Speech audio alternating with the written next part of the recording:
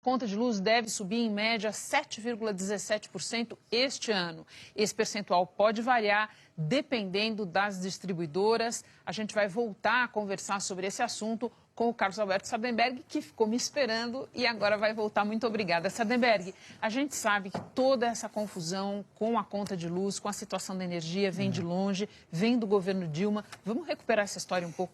Essa conta que você anunciou agora é a segunda conta grande que vai para o consumidor e isso vem, como você disse, desde 2012, quando a presidente Dilma anunciou aquela redução de 18% no preço da energia, mas que, na verdade, como a gente alertou na época, provocou uma tremenda desorganização no setor elétrico. Neste caso que nós estamos falando aqui, o governo praticamente impôs, sobretudo às estatais federais, uma regra que era o seguinte: as transmissoras de energia tinham que devolver para o governo as concessões, as usinas, as transmissões, etc., de graça.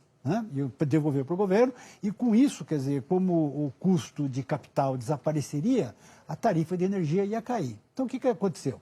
O governo falou, olha, devolve aqui as usinas, as linhas de transmissão, e a tarifa vai ficar mais barata.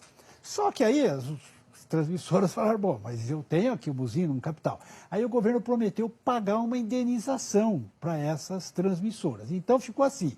O governo paga a indenização e a conta de luz fica mais barata. Então, a conta vai do governo e o consumidor vai pagar menos. E assim começou. A tarifa de luz caiu. Só que aconteceu o quê? O governo não tinha dinheiro para pagar. Não tinha dinheiro para pagar as transmissoras e, aliás, nem sabia direito qual era a conta. Foi tão desorganizada aquela medida que não se sabia qual era a conta. Aí ficaram fazendo conta, discutindo e tal, qual era o valor. Daí entra o socorro dos bancos. Enquanto isso, precisou de dinheiro. Fizeram lá uma vaquinha junto aos bancos para ajudar a travessia lá em 2014. Não adiantou nada, o desequilíbrio continuou. Aí você se lembra, 2015, famoso tarifaço de 2015. De energia em 2015, né? Que foi quase mais de 50% e teve regiões que teve 70% de reajuste. Também não resolveu, porque tinha ainda aquela conta das indenizações, que não foi paga, né? O que aconteceu? Aí a ANEEL rodou, então falou assim, o governo não vai pagar mais nada. Quem que vai pagar? Nós. Passou para o consumidor. Então, o governo não vai pagar mais nada e quem vai pagar são os consumidores. É a segunda conta que vai imposta aos consumidores depois daquela desorganização criada pela medida lá demagógica de abaixar a energia em 2012. E não ficou bom, porque as usinas, as transmissoras estão reclamando, dizendo que a indenização que está sendo paga é pouca. Pois é, eu ia te falar, se pelo menos a gente pudesse dizer que foi a última conta, mas... Não, estou dizendo que é pouco. Então, é a segunda conta grande. E tomara que seja a última, né? Mas a desorganização do setor elétrico foi realmente inacreditável. Sardenberg, muito obrigada, uma boa noite para você. A gente continua nesse assunto. O sistema elétrico brasileiro ainda precisa desatar muitos nós. Por causa da recessão, o país está com energia sobrando. Pode não parecer, mas isso também é um problema. E o consumidor corre o risco de, mais uma vez, pagar a conta do desajuste. Veja na reportagem de Giovana Teles. Os reservatórios das hidrelétricas estão em situações bem diferentes entre as regiões. Nos subsistemas Sudeste e Centro-Oeste e também no Sul, o nível se recuperou depois da grave crise de 2015, mas está longe do ideal. Já no Nordeste, o cenário é crítico. O principal reservatório, Sobradinho, vive a pior condição em décadas.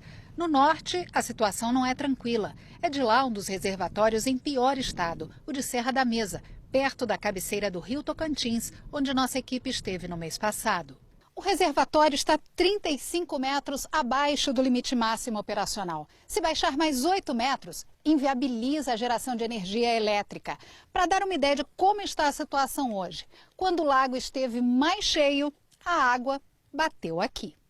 Há um ano, nessa mesma época, os reservatórios brasileiros estavam mais cheios. Apesar disso, está descartada a possibilidade de faltar energia em 2017. A principal razão não é boa. O consumo de energia elétrica tem grande relação com o crescimento econômico. Então, esses 2 anos de PIB negativo fizeram com que o nosso consumo de energia reduzisse a cada ano, e isso que causou essa sobra de energia. 2 anos de recessão provocaram 2 anos seguidos de queda no consumo de energia. O outro motivo é bom. Entrou bastante energia nova no sistema. Ano passado, por exemplo, nós batemos o recorde de nova entrada de geração no país. entraram novos 9.500 megawatts, é o equivalente a 1 ano e meio de crescimento. Então aumentou muito a oferta de energia num cenário em que a demanda, o consumo estava caindo. Então hoje nós temos um problema, inclusive, de sobras de energia no Brasil. Essa sobra de energia, que à primeira vista pode até parecer positiva, criou um desequilíbrio. Segundo a Associação das Distribuidoras, 75% das concessionárias no país estão com esse problema. A lei permite que até 5% da sobra de energia seja repassada logo para a conta de luz. O que vai além disso, as distribuidoras discutem com a ANEEL a possibilidade de também compartilhar com o consumidor. Para esse especialista, ainda que as distribuidoras arquem com quase toda essa sobrecontratação, mesmo assim, sobra para o consumidor. Isso vai acabar se refletindo no investimento que a distribuidora tem que fazer para a expansão da rede, para a melhoria da rede. Então, no final, sempre acaba caindo, né? O problema acaba caindo no colo do consumidor. Para tentar diminuir esse problema de sobra de energia, o comitê que monitora o sistema propôs um leilão para descontratar energia de reserva. É uma situação inédita no país.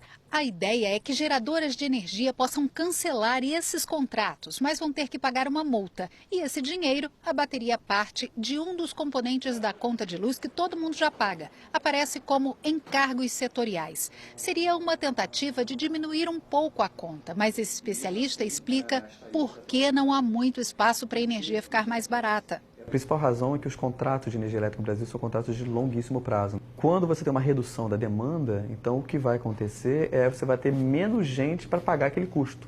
Aquela energia já foi contratada. E é justamente essa questão que está sendo discutida. Se é justo que as distribuidoras paguem por esse excesso de contratos ou se isso deveria ser pago pelos consumidores. A decisão de hoje da ANEEL de repassar para o consumidor uma dívida que o governo não conseguiu pagar para as empresas de transmissão mostra que no sistema interligado no país todo não há segredo. Quando há um desajuste, todos acabam pagando. Mas o Ministério de Minas e Energia faz uma promessa para o consumidor anotar e cobrar. Nós não adotaremos o modelo tradicional de esconder um problema para a sociedade, mascarar o custo, mas nós também não adotaremos a solução de resolver tudo repassando o custo para o consumidor. Não há mais espaço para isso. Esse custo terá que ser acomodado, parte dele, entre os agentes de mercado mesmo. Isso é parte do processo e o mercado já compreendeu isso. Daqui a pouco, a tradição